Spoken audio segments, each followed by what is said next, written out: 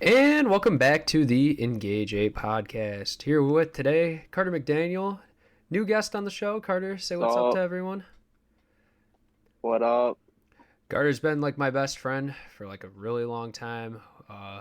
We have a group of four of friends that hang out a lot and do a bunch of fun and probably cancelable stuff. So we're not going to bring that on air, but no, we've been Yeah, buddies for a while. Carter, played varsity football this last season.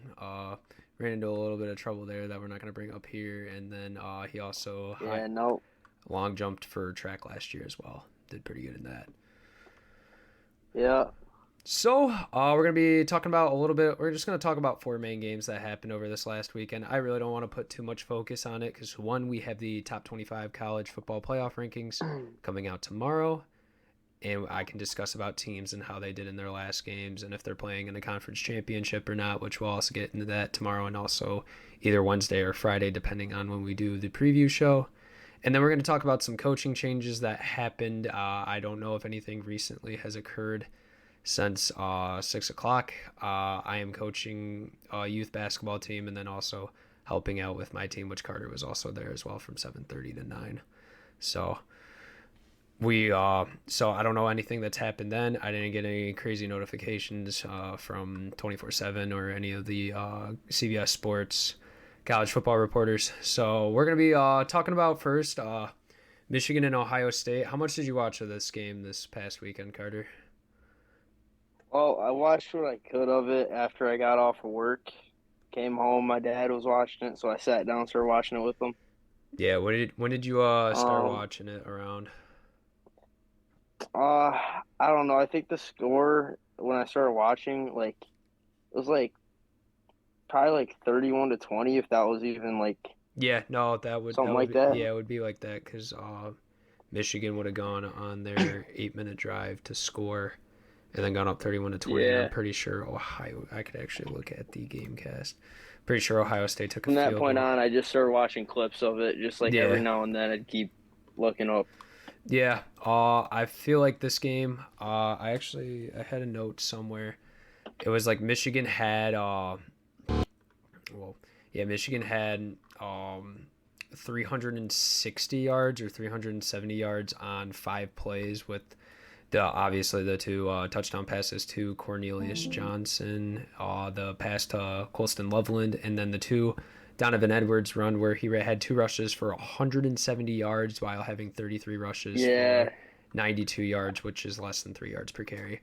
So I saw both of those. Those were crazy. yeah, that was some their center, whoever it is. He was making running lanes for Donovan Edwards really easy, getting off the ball real quick.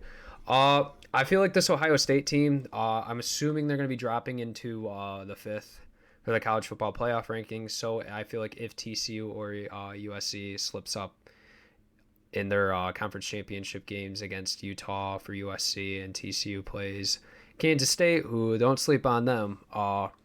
I feel like I don't know. I don't know what to think of this Ohio State team. I don't know how the committee feels about them. I feel like Michigan should be the number one team right now. They've been playing. They obviously play like it. They're two top 15, top 10 opponents. They've beaten by 3 possessions. So I mean, they're a legit team. I'm really excited to see what they can do going forward against Purdue and then whoever they draw from the college football playoff rankings next Sunday, December 4th at noon, which apparently that show is going to be 4 hours, which is not good because I'm not sitting around and watching all of that. Uh, Anything else to say about this game, Carter?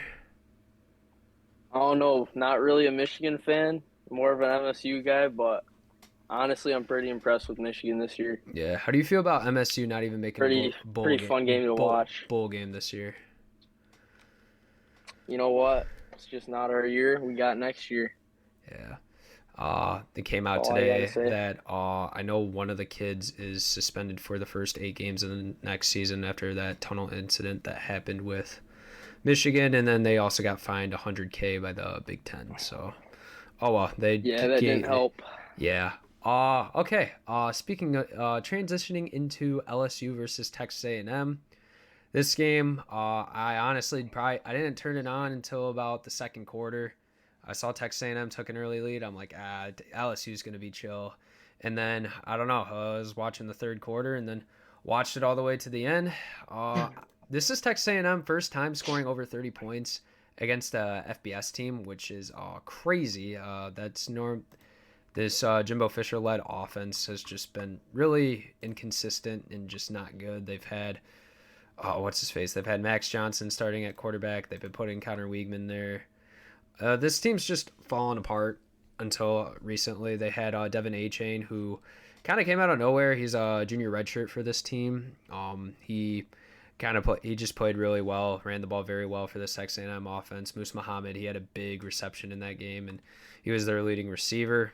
Not much to say about this game too much other than just it's a real surprise from a Texas A&M team who's not even going to make a bowl game, and they just wanted to win. I saw that like 4 kids are already. I know their kickers transferring, and then they got a couple of D linemen, and I think a skilled player transferring. Anything you wanted to say about LSU or your buddy that kick off over there? It's too bad that big Nate Dybert couldn't pull out the win for us, but it is what it is.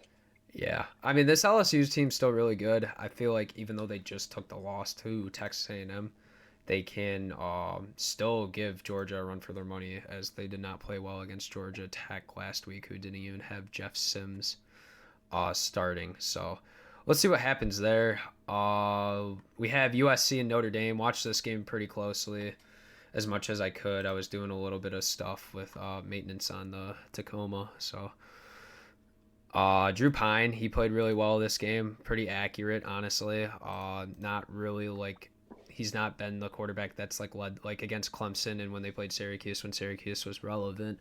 He wasn't too much of a factor. It was just their running game, but their running game only had 3.5 yards per carry and only had 90 yards total, and they just started throwing through the air. Drew Pine didn't have an incompletion until the third quarter, and he ended up playing fine. Threw an interception towards the end of the game, but I don't know, this USC team, they've been kind of taking my eye a little bit recently. I kind of called them overrated 2 or 3 weeks ago. Thought UCLA was better at the time when they both had one loss. Beat UCLA head to head, and then ended up winning against this Notre Dame team, and they had a filler game, I believe, with Colorado. And Colorado, they're not a good program right now. Austin Jones, the running back for USC, does the Lincoln Riley offense very well, where he just gets the ball and averages good yards. Travis Dye, their starting running back, is injured for the rest of the season. I don't know the specifics of the injury. I've just heard multiple reports and heard from multiple sources that he is not going to be taking another snap for USC football. Jordan Addison, Mario Williams, Tyus Washington, this USC receiver, they got Jerry Rice's son, Brendan Rice, on the defense. This team's nasty. Caleb Williams winning Heisman. That's all I got to say. I don't know if you watched this game at all, Carter, but any thoughts about either team? Honestly, didn't watch a single bit of that game. Not gonna lie. Yeah. So I don't really got anything to say. And then I think the last game we're going to talk about, Oregon lost to Oregon State, which led Utah to become. There's a lot of confusion in the Pac-12 there. That conference just seems to amaze me every week, but luckily, I think USC is going to beat Utah in their rematch, so I don't think it matters too much. The last game I want to talk about before we get into some coaching carousel, we got South Carolina versus Clemson. Played in Death Valley. Death Valley lost their biggest winning streak of 40 games or something ridiculous. So DJ Uliugalele passed for 8 for 29 for 99 yards, 3.4 yards per attempt, and then 1 touchdown, 1 interception. That I've been really critical of DJ all year. He has had some games where it's okay, yeah, he could be the starter. He could lead this team to maybe a ACC championship and a New Year's Six Bowl. But after a game like this against a South Carolina team that, they got hot at the end of the year. They just beat Tennessee last week. Obviously, Hendon Hooker went out, but as we saw, Joe Milton, former Michigan quarterback, ended up balling out.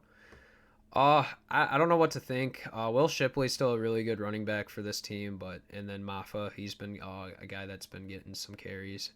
So I don't know what to think of this Clemson team. They had plenty of opportunity to score at the end and then just ended up choking. I don't know. I think DJ needs to get out of the uh, Dabo offense, and I don't know. I don't know what's next. I think you got to move on. I think you got to put Cade in because you don't put in Cade next year. You don't. He's not the 100% starter in this offseason. He's got the transfer portal option, and he might go to a team where he's going to be able to be the QB1. Spencer Rattler kind of rejuvenated his career at the end of the season. Had another really good game. Kind of turns the ball over, but he does that anyways. So I don't know. I was really surprised by the South Carolina team at the end of the year. I thought they were really bad, and Spencer Rattler was like having a negative touchdown interception ratio or less than 1. So, but Antoine Wells Jr. Showed out for the Gamecocks. I don't know how much you want to say about Clemson. I know they've been like a dynasty until the last 2 years. So, I don't know. What do you have to say about them? Honestly, nothing really. Clemson's just a very disappointing program right now, and I don't know. Clemson's just Clemson. yeah. Moving on. What do we want to talk about any NFL football while we're on here? Talk about the Lions a little bit and how their game went on You know, Thanksgiving. really disappointed in the Lions, to be honest. Really thought it was their game. They really needed that one, but they couldn't do it, I guess. The Steelers lead the Colts right now, 16-3. Jeff Saturday, I know he had like one win when he started being the interim coach for this Colts team, but I don't know. They're not looking too hot right now. Kenny Pickett's not looking too bad. That's good to see. Yeah, I mean, when I watched the Detroit game, I don't know. Jared Goff is just I don't like him at all. I don't think Yeah, yeah, there's this guy that I follow on TikTok. His name's Trap House Sports. He's like Jared Goff with an efficient play, handing off the football to Williams. oh yeah. So yeah, I mean I love the weapons on this team, like Amon-Ra St. Brown and DJ Chark and all of them, but I just think they don't have the quarterback and they don't have the defensive depth to be a good team yet. So Yeah. also the Bills are a really good team too. Josh Allen, Stephon Diggs, Gabe Davis. They got Singletary in that running back. Like this team's good. They got Jordan Poyer on defense. I don't know if Tre'Davious White is playing or not, but like they got dogs out there. So, and then the only other NFL game I watched a little bit of the Cowboys and Giants game. That game was cool. Dak threw like 2 really funny picks, and Zeke was eaten on Thanksgiving. So, and then I watched the Bengals versus the Titans yesterday, and that game was good to the end. Titans kind of blew it with a roughing the kicker call for them to because Bengals would have taken a 23-16 lead with Ryan Tannehill able to make a drive at the end of the game, but they had a running into a kicker or something. No, it was they had 2 guys on the snapper, and you can't like touch the snapper while he snaps the ball. So that game was controversial at the end. A little bit of coaching changes. I created a document and had all the teams that have made coaching changes. I really don't care about a lot of these, but I think some of them are great talking points. The UNLV head coach, I'm not going to try to pronounce his name because I don't want to mispronounce it and then be embarrassed about it. He's out after being 7-23 over 3 years. Not a very good record at all. UNLV in Las Vegas. Group of 5 Mountain West team. I mean, it is what it is. And then we have Western Michigan head coach Tim Lester is out after a 37-32 record over 6 seasons. Anything to say about the team in Kalamazoo, which is about 2.5 hours away from us? Nothing really, honestly. I know Howell football 2022. August Johannemeiser went there, but I don't know. They went 4-8 this year. Kind of disappointing if you're Western when you've been a team at the top of the MAC in the last decade or so. So, Cincinnati and Wisconsin. Luke Fickell replaces Paul Christ after Jim Leonard tries out for the interim head coach. Washington lost a very devastating game to Minnesota, which Muhammad Ibrahim and that quarterback that replaced Tanner Morgan looks sweet, and Minnesota football might be good here in a couple of years. Fickle was 57-18 at Cincy in his tenure. I don't know who's going to replace the Cincinnati job. I'm assuming it's going to be someone that wasn't in coaching and looking to get a job back. And then I don't know. Cincinnati made the playoff last year, so and then they went 9-3 and just lost to a Tulane team that's pretty good this year. But Tulane's head coach looks like he's going to take the job at Georgia Tech, which we'll get into in a second. Auburn, big program. Brian Harsin got fired, he got fired in the middle of the season, and today Hugh Freeze, the head coach from Liberty, who coached Malik Willis, and I feel like there's other guys that have been successful beyond college football. He got in there. Anything you want to say about Auburn football, Carter? Honestly, I only really watch the big teams, like the Michigans, the MSUs. Local teams, Ohio State, Yeah. stuff like that. Yep. Okay. South Florida fires, I think it's Jeff Scott after a 4-26 record, has only one FBS opponent win over Temple. That's embarrassing. Definitely need a new guy there. David Shaw, a longtime Stanford coach, resigns after having a 96-54 in 12 seasons at Stanford. Jeff Collins, he got fired during the middle of the season for the Yellow Jackets, and then they made the announcement today that Willie Fritz from Tulane is going to be the head coach there. Colorado's coach, he got fired in the middle of the season. Don't know who's going to be the coach there yet. A lot of rumors about Dion, but who knows. Matt Rule is the head coach at Nebraska after they fire Scott Frost. Matt Rule was really good at Temple and really good at Baylor. Went to the Carolina Panthers, wasn't as successful, but some coaches are just meant to coach in college. Some are just meant to coach in the NFL. Just two different ways of building teams in terms of drafting and signing free agents and then actually recruiting kids. Of course, there's the NIL factor now that we got to take in. So, kids are also getting money. And then FAU's coach is out, Taggart. ASU, Kenny Dillingham, the Oregon offensive coordinator, is heading there after they let go of Herm Edwards. So he was very disappointing.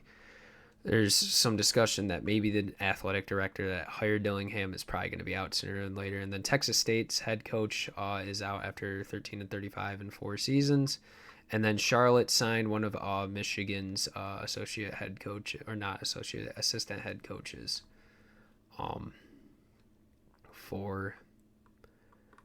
to go to the Charlotte 49ers, who's new into the FBS.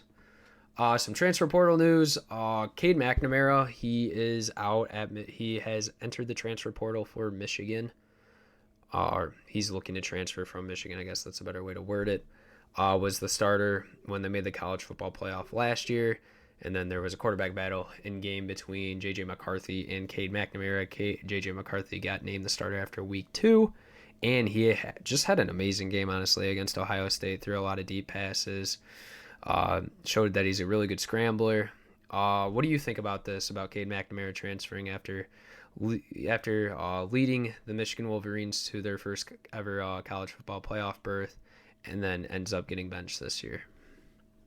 Well, I mean, if you're not the best guy out there, then they're obviously not going to keep you starting. So, I mean, maybe you can take his talent somewhere else and prove him wrong. That's what I think. Yeah. He is a grad transfer, so he's only got one more year to prove himself. I don't know where he goes. My shot in the dark is going to be Kentucky because I'm assuming Will Levis is going to be out and they might need to replace him. I don't know who the backup is for Kentucky or anything, so I feel like just off a blind read, that would be a good choice for him. Another guy, Jeff Sims for Georgia Tech. I'm just going to go through quarterbacks first that are going to be important. Jeff Sims was a decent quarterback for the Georgia Tech Yellow Jackets, but obviously with the head coach being fired and he doesn't know if he's going to want to be there or not, he is going to be in the transfer portal. Don't know where he'll go. Maybe he'll go to like ASU or maybe a rebuilding program.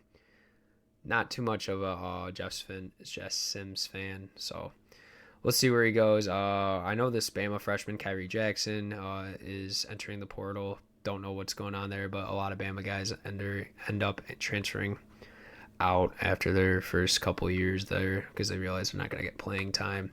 See that Texas A&M, they have this edge rusher, Donnell Harris. He has entered the transfer portal. They also just had a D tackle that entered in to the transfer portal as well. Also had their kicker, Caden Davis. He's looking to also transfer. Maybe we'll see where he goes.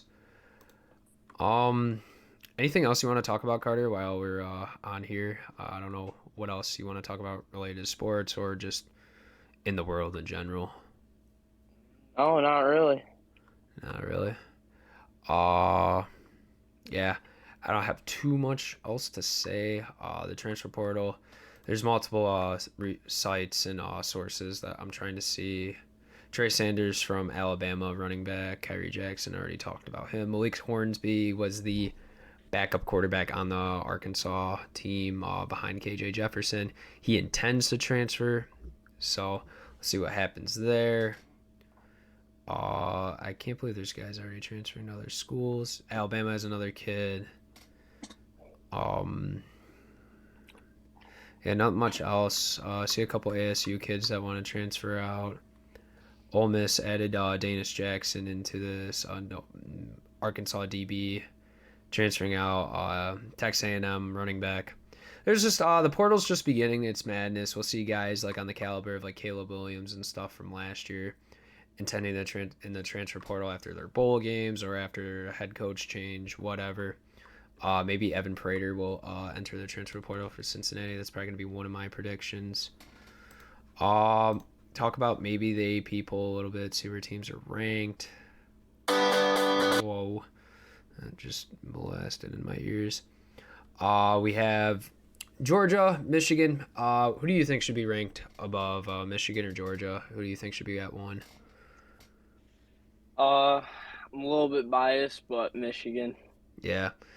I don't know. I can't believe they only got 5 first place votes after beating a top 5 team, and Georgia does not have a top 5 win on the season. Their best win is Tennessee, which is still a really good football team, but Michigan's got win against number 8 Penn State, number 5 Ohio State. I feel like that should maybe put them a little bit higher. I know Alabama, they might be doing the thing, but the AP also has like a very limited voting opportunity, so they just kind of are like, unless the team takes a big loss, they're not going to really move people.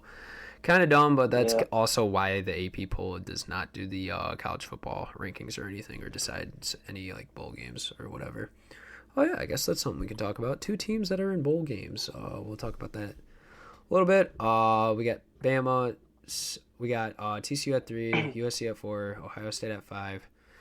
I see these stuff on Twitter where Bama should be above Ohio State. I don't see it. Bama's best win is Texas, which they're number 21. Ohio State's best win is Penn State, who's at number 8. And Ohio State also has the win against Notre Dame as well, which are 2 teams ranked above Texas, which is their best win. Yeah, then we got Bama at 6, Tennessee at 7, Penn State at 8, Washington at 9, which that game was entertaining to watch in the Apple Cup versus Washington State. Clemson at 10 after they continue to just disappoint everyone in the college football world. 11 LSU, 12 Utah, 13 Kansas State, who takes on TCU in the Big 12 championship that I mentioned earlier. 14 Florida State, 15 Oregon, 16 Oregon State.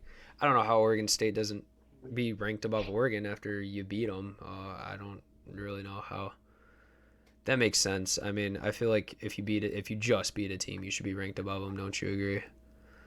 Yeah, I would say so. Oregon State, actually, fun fact, they didn't pass the ball in their last 5 drives and won running the football on their comeback win and ended up winning 38-34. They were down like 31-10 or multiple possessions, so that was crazy. UCLA at 17, Tulane at 18, Notre Dame at 19, South Carolina at 20, Texas at 21, UCF at 22, UTSA, Conference USA team. Surprised they got ranked 23. North Carolina at 24 after taking a very disappointing loss to NC State's 4th-string quarterback. So I don't know what happened there. Mississippi State 25 after they take the dub against Ole Miss in the Egg Bowl. So a lot of not too much interesting stuff. Transfer portal opening up, obviously. Coaching changes everywhere. Yeah, nothing much else to say. See what else. If anything crazy, I saw that Carl Anthony. Speaking of basketball, Carl Anthony Towns just had a lower leg injury in their game that they're playing right now. He's gonna be under an MRI. Michigan State also is ranked number 20 in the basketball poll as well. They're without Jaden Akins and Malik Hall, who are two pretty important pieces. Malik Hall is a good scorer, and then also Jaden Akins is a good guy off the bench. He's probably our leader off the bench. Yeah, I don't know what to think. They took a loss versus Alabama, played a close game against Portland, and then beat Oregon. So I don't know what to say there. I know Michigan basketball is not looking hot. They I think their last game they played a close game against Jackson State, which they have Deion in football, but I don't know. I don't think they have a good basketball team whatsoever. So anything you want to talk about? NBA, NFL, fantasy, World Cup. Well, for fantasy, our fantasy basketball league, my team has been getting killed by injuries. Yeah, we could actually read it off here. Let me pull it up. We're going to close out this show. My team is currently up right now. Shay's got 32. Oh, Claxton dropped 42. That was surprising. He was doing terrible. Yeah, Carter is 1-4 in the league. Yeah. But he's got guys, Terry Rozier out for him. He's got Gordon Hayward injured. He has LaMelo Ball, Kawhi Leonard, and James Harden injured. Three really important players, actually, in basketball. Like my three of my top four picks, I think. Yeah, that makes sense. Yeah, that's crazy, actually. Rudy Gobert has been underperforming in Minnesota, too, it feels like. My team, undefeated, top of the league. Nobody can stop me. I'm just kidding. But Shay's been really good. I'm surprised he's been playing so well. Third best ranked fantasy player according to Yahoo Sports. So, and I guess I had Jokic on my bench, which I am now pissed about. And also had Domantas Sabonis on my bench too. What the hell? Okay, sorry for the language, but what the actual what? Oh my god, and I can't start him either. Wait, why? Oh well, it's whatever. I'm not worried about it. Yeah. Carter, you still would be in the playoffs at the end of the day. Who are you playing this week? I'm playing Connor this week. Oh, so that should be a dub. He's projected to win, so I don't know. But we'll see. We'll find out. Who does he have? Oh wow, he's got no injuries other than Desmond Bain, so maybe he'll be good. Yeah. Yeah. I don't got anything to say about that. USA, they got to take a win tomorrow at 2:00 to advance in the World Cup finals, which would be cool to see them in. I don't believe they've made it since I think it was 2008 in Brazil, so it's been a while. So that'd be cool. Kind of been watching it on and off, mainly just paying attention to USA. I watched their game against England last Friday for a little bit. When I was watching also Cincinnati and Tulane. During second and third hour today, we were watching the end of South Korea and Ghana, so that was an interesting game. The South Korea's got this all defensive backfield named Kim, and it's just really funny. Ooh, Colts scored a touchdown, 16-10. Who scored? Jonathan Taylor. If you got Jonathan Taylor on your fantasy team, you just scored a touchdown. I know. I think it's my buddy. Who has him? Nevin or Colin? One of the two. Nevin's been on this show before, obviously. He's got Jonathan Taylor, and he just scored a touchdown. 9 for 45 and a touchdown. That's not bad. Matt Ryan, on the other hand, he's not very good. Okay. I don't have much else to say on here. Tomorrow we'll be reacting to the college football playoff rankings. Don't know who's going to be on the show at that point. But even though you didn't say too much, Carter, it was a pleasure to have your opinions on things. Talk a little bit about fantasy. Yeah, not much else. probably talk to you more when we get in a little bit deeper into basketball season. Fantasy dives in deeper. Yeah. Interesting stuff. Maybe if Michigan takes that dub for in the first round. I kind of want to. I kind of want to do this thing where I bring people on the show every day. This is gonna be a good topic to bring up. Kind of want to bring people on the show to like, even though if they don't know much about college football or anything, I want to do the bowl games that like predict all the bowl games that are gonna happen. From the freaking Nova Scotia freaking Snow Bowl to, I'm kidding, that's not a real bowl game. I just completely made that up. But like the random bowl games that are gonna be there, like for example, the Hometowns Lenders Bahamas Bowl, like whatever weird stuff that just ESPN sponsors these companies to be on bowl games, to the national championship game. So I feel like it'd be really cool. I know a lot of kids are gonna sit out obviously and stuff like that, but when they release all the bowl games and everything next Sunday, I feel like it'd be a really fun thing to do, to go through every game, track everyone's picks, see who wins at the end, and who knows, maybe we'll do a little bit of a prize at the end for the winner. So I feel like that'd be a good idea. Get on someone on every day or two and do that while we're leading up. But I also don't know how we're gonna do that because, well, I guess I got to do it before December.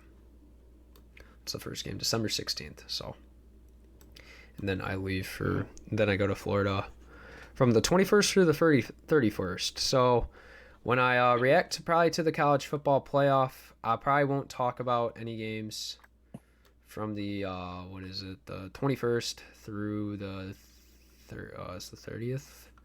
No, 31st is the college football playoff semifinal. So I'll be able to talk about that probably on New Year's Day, because I probably will be doing stuff on New Year's Eve. So we'll see what happens about that. Yeah, not much else to say. Carter, it was a pleasure to have you on the show. And yeah, Yep. That's going to bring us to the end.